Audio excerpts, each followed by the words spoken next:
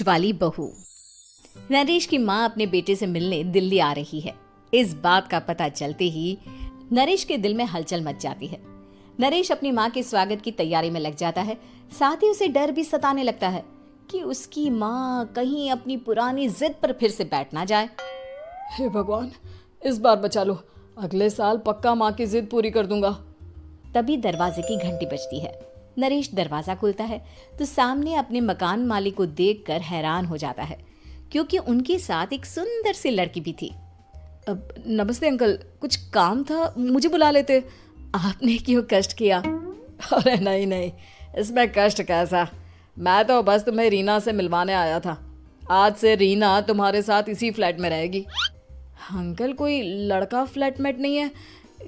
एक अनजान लड़की के साथ रहना मेरे लिए थोड़ा अजीब होगा। देखो नरेश, मैं तुम्हें पहले भी बता चुका हूँ कि इस फ्लैट में तुम्हें किसी ना किसी के साथ एडजस्ट करना ही होगा, या फिर तुम अकेले पूरे फ्लैट का किराया दे दो, मैं किसी को नहीं रखूंगा।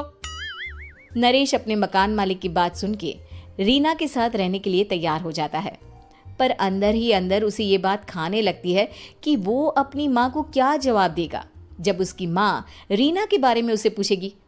दिन बीतने लगते हैं। नरेश और रीना अच्छे दोस्त भी बन जाते हैं, पर अभी भी नरेश अपनी प्रॉब्लम का सॉल्यूशन नहीं ढूंढ पाता। एक दिन नरेश बहुत परेशान सा बैठा होता है। तभी रीना उसे पूछती है, क्या हुआ नरेश, तुम काफी परेशान लग रहे हो, सब ठीक तो है ना? हाँ सब ठीक है, बस एक छोटी सी प्रॉब्लम है। वो एक्चुअली 2 दिन बाद मेरी माँ मुझसे मिलने आ रही है। अरे तो इसमें प्रॉब्लम क्या है, ये तो खुशी की बात है। हाँ रीना, बट मेरी माँ एक जिद लेकर बैठ गई है कि मैं शादी कर लूँ, पर मैं अभी इस चीज़ के लिए तैयार नहीं हूँ। ऊपर से जब वो तुम्हें देखेगी तो 100 सवाल करेगी, क्या जवाब दूंगा? अरे इसमें कोई टेंशन वाली बात नहीं है। मेरे पास ना इस प्रॉब्लम का सलूशन है, जिससे ना तुम्हें शादी करनी पड़ेगी और ना ही तुम्हारी माँ मेरे बारे में कुछ पूछेंगी। रीना की बात सुनकर नरेश सोच में डूब जाता है।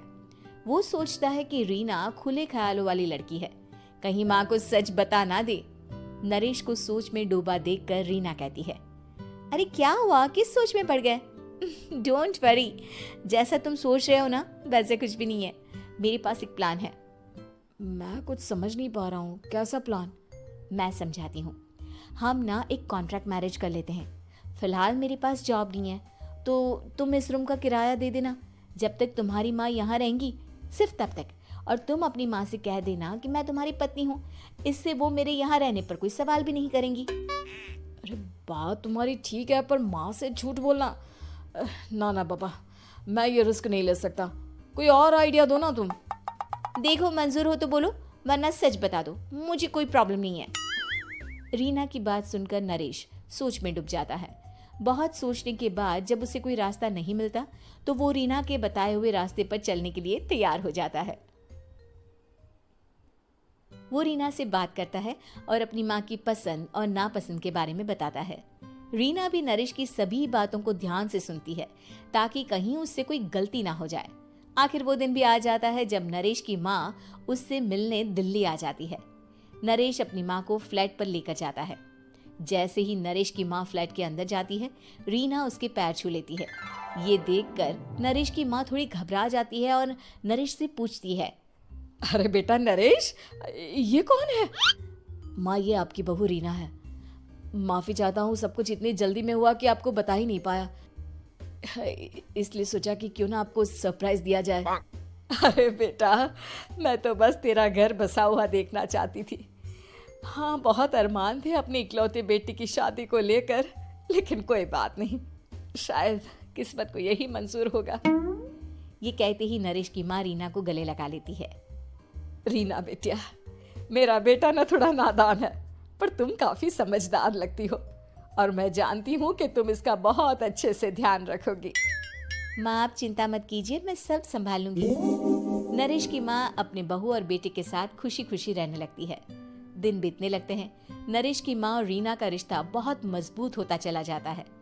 वो दोनों सारा दिन एक साथ रहती और खूब बातें करती। इधर साथ रहते रहते नरेश और रीना भी एक दूसरे से प्यार करने लगते हैं। दोनों को इस बात का एहसास हो जाता है, फिर भी वो इस बात को छुपा कर ही रखते हैं। एक दिन नरेश की माँ और रीना शादी के बारे में बात करने लगते हैं।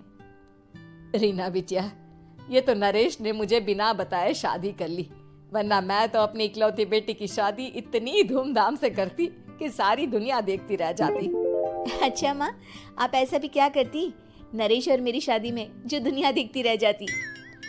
अरे बिटिया, एक माँ के अरमान तुम अभी नहीं समझोगी। मैं तो अपनी बहू को एक रानी की तरह लेकर आती और शादी भी बिल्कुल शाही अंदाज में करती, पर मेरे तो सारे अरमान ऐसे ही रह गए। खैर, मुझे तो अपने बेटे और बहू की खुशी चाहिए बस। ये कहते हुए नरेश की माँ की आंखों में आंसू आ जाते हैं। रीना भी ये सुनकर ख्यालों में खो जाती है, क्योंकि वो भी मन ही मन खुद को नरेश की पत्नी और उसकी माँ की बहू मानने लगी थी। शाम को जब नरेश ऑफिस से घर आता है तो रीना खुद को रोक नहीं पाती और नरेश के सामने उसकी माँ को अपने और नरेश के रिश्ते का सारा सच बता देती है। रीना की बात सुनकर नरेश की माँ दोनों से बहुत नाराज हो जाती है और घर वापस जाने की बात करने लगती है। तुम दोनों ने मुझसे सच छुपाकर बहुत ठेस पहुंचाई है मुझे। अब तुम लोगों के साथ नहीं रहना चाहती मैं, कल ही वापस चली जाऊंगी अपने घर। माँ, मुझे माफ कर दो, ये सब मैंने रीना के कहने पर ही किया है, वरना मैं भी आपको कभी ठेस पहुंचाने के बारे में सोच भी नहीं सकता। हाँ माँ, हमने ये सिर्फ आपका दिल रखने के लिए किया, प्लीज हम दोनों को माफ कर दीजिए। तुम दोनों ने मेरे अरमानों के साथ खिलवाड़ किया है, और वैसे भी मुझे अपने बेटे के लिए एक अच्छी लड़की ढूंढनी है, इसलिए मेरा यहाँ से जाना ही बेहतर होगा। माँ की ये बात सुनकर रीना खुद को रोक नहीं पाती।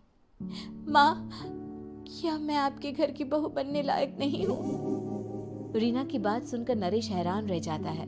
नरेश की माँ भी कुछ समझ नहीं पाती।